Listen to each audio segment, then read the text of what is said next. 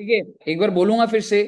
तो सबसे पहला पॉइंट क्या था बच्चे की, सेंट्रल गवर्नमेंट कौन सी सर्विस दे रहा है मुझे, एनी सर्विस। तो any service to business entity RCM हो जाएगा, क्योंकि भाई वो ऑर्गेनाइज है सामने वाला। और अगर any service to non business entity तो आरसीएम नहीं हो सकता। क्या सरकार ने फॉरवर्ड चार्ज चूज करा, नहीं सरकार कह रही है लेकिन इस डिस्कशन में कौन सी सर्विसेज की बात ही नहीं हुई, जो मैंने क्या लिखा हुआ है, अदर देन। समझ रहे हो बच्चे, अदर देन वाली की बात ही नहीं हुई। यानी कि वो मैं अदर देन बिजनेस एंटिटी को दे रहा हूं, नॉन को दे रहा हूं, नहीं बात करी मैंने ऊपर वाले पॉइंट में सिर्फ और सिर्फ किसकी बात करी है, एनी सर्विस। लेकिन जिनकी बात ही नहीं हुई, अगर वो सर्विस प्रोवाइड करी जाएगी तो भाई किसी को भी प्रोवाइड करी जाएगी ना, फॉरवर्ड चार्जेस सरकार दे रही है भाई। ऑब्वियस बात है, प्रैक्टिकली सोच के देखो, कितनी दुनिया रेलवेज यूज कर रही है। इज इट पॉसिबल मैं आरसीएम वारसीएम का झमेला डालूं?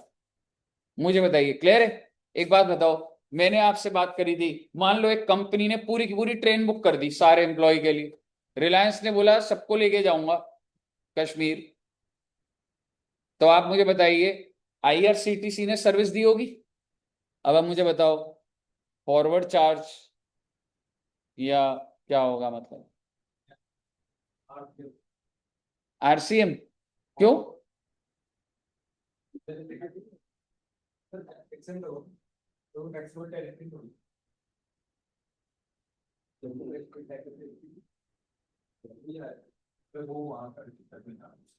क्या ट्रांसपोर्टेशन ऑफ गुड्स और पैसेंजर अगर मैं दूंगा एनी पर्सन को तो फॉरवर्ड चार्ज नहीं लिखा हुआ?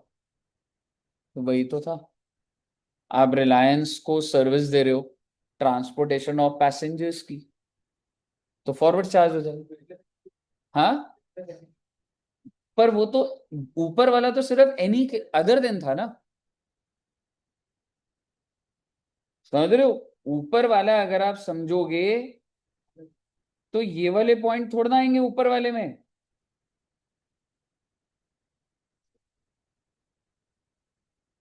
समझ रहे हो, एनी सर्विस। और क्या इधर फोकस किस चीज पे था, अदर देन। तो अदर देन आपको ध्यान रखना है ना, यानी कि ये सर्विसेज की बात यहां पे नहीं हुई थी। पहले बताइए, क्लियर है? अब आप समझिएगा, ये सारी बातें एग्जामिशन में दोबारा उठने वाली हैं, सेंट्रल गवर्नमेंट के एग्जाम। सेंट्रल गवर्नमेंट अगर, आपने नोट करा यहां पे मैंने पोस्ट लिखा, हाँ, रेंटिंग ऑफ इमोल प्रॉपर्टी नहीं लिखा। तो आप देखिएगा एक बार, अगर central government renting of immovable property देती है, मतलब सर सेंट्रल गवर्नमेंट रेंट पे कैसे देती है? आपने देखा है जैसे, मान लो आप देखते हो फ्लाईओवर के नीचे आजकल, जैसे महाराष्ट्र की वो एक आई थी, बहुत कॉमन एग्जाम्पल हो सकता है, पर उन्होंने ना फ्लाईओवर के नीचे ऐसे पिकल बॉल का कोर्ट बनवा दिया। तो वो सरकारी अथॉरिटीज ही तो है जो दे रही है, एमसीडी तो देगी नहीं, तो आप जाके खुद बना लोगे क्या? Exactly, exactly. तो अगर आपने रेंटिंग ऑफ इमोल प्रॉपर्टी, और ऐसा भी हो सकता है सरकार के बहुत सारे फ्लैट्स को किराए पे दे रही हो, ठीक है, अगर तो आप रजिस्टर्ड पर्सन को दे रहे हैं किराए पे इमोल प्रॉपर्टी तो क्या लग जाएगा, और अगर अनरजिस्टर्ड पर्सन होगा तो फॉरवर्ड चार्ज। ये बातें आपको बहुत ज्यादा गहरी अभी समझ नहीं आएंगी, जब रेंटिंग एग्जैक्ट उठाऊंगा ना तो सारे कॉम्बिनेशन बना दूंगा, जैसे जीटीए के बनाए। अभी चार्ज के लिए इतना रेलिवेंट है आपके लिए, लेकिन एग्जाम्शन पे दोबारा उठने वाली हैं बातें सारी।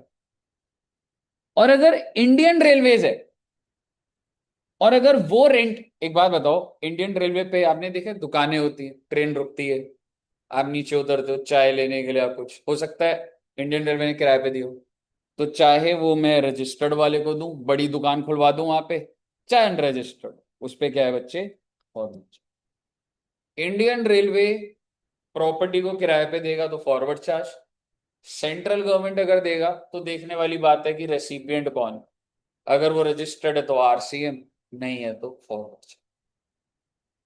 कहिए, क्लियर है? अभी ये कंसोलिडेट होगा, चार्ज के लिए इतना रेलिवेंट है, पर अभी रेंटिंग वाले के अंदर और घुसा जाता है, समझ रहे हो? तो अब आप ये नोट कर लीजिए, और सेंट्रल गवर्नमेंट की सारी आपको बातें डन कीजिए।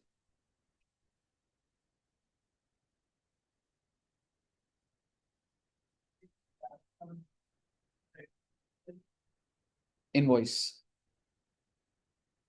एग्जामिशन ऐसा है कि आज वाला बेस होने के बाद हर बार सिर्फ आधा पौन घंटा क्लास होगी, 2-3 सर्विस करके खत्म करो। इनवॉइस की 2 क्लासेस और फिर सेट है तुम्हारा।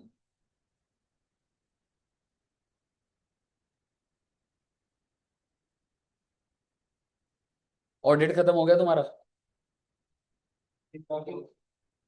और लॉ और कॉस्ट और एफएम हो चुका है। ठीक है, एसएम 2-4 क्लास, ऐसा ही है ना। हाँ, अकाउंट से बचा हुआ हमारा 7-8 क्लासेस तो होंगी अकाउंट्स में। ब्रांच हो गया था ना बच्चों का। ब्रांच हो गया था, पर हो भी तो गया था ब्रांच पहले भी हो गया था। पीजीवीपी तो है, जो है वो है, जो करवा दिया वो करवा दिया। हाँ हाँ, वो तो है ही। हाँ हाँ, वो तो है ही। कस्टम भी बोलते भाई, तेरे मन में तो आ रहा है कस्टम बोलने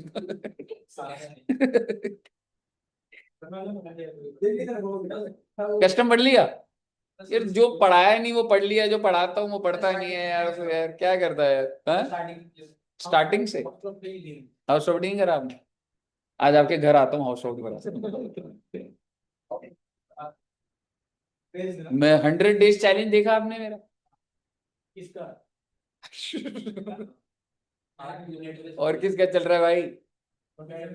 हाँ?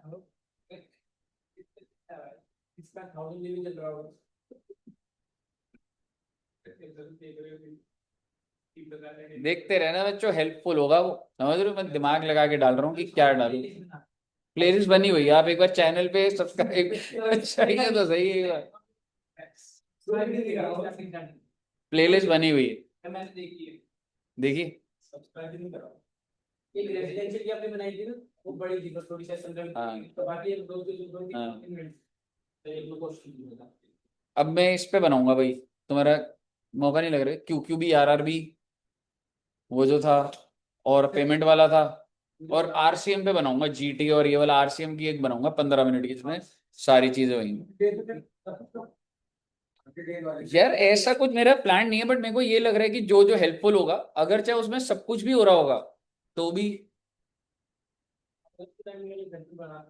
हम्म। हाँ, अलग बना रहा हूँ भाई, वही तो भाई देख लो भाई, मतलब वो चीज सारे नहीं देख रहे अभी।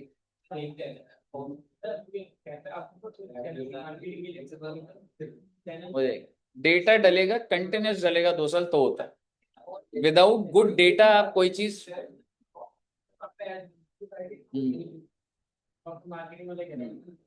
पर उससे पहले वही है कि एक प्रोडक्ट स्ट्रांग होना चाहिए।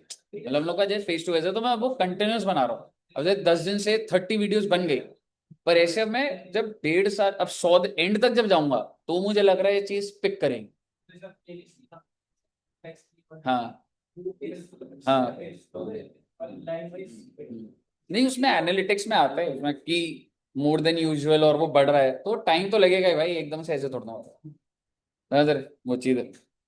ओके, क्लियर है बच्चे यहाँ तक। सर जी आपका सारा का सारा चार्ज अंडर जीएसटी खत्म हो गया है सर जी। इसके अलावा कोई लेफ्ट राइट बात आ रही होगी, पढ़ जाना बेटे उसको।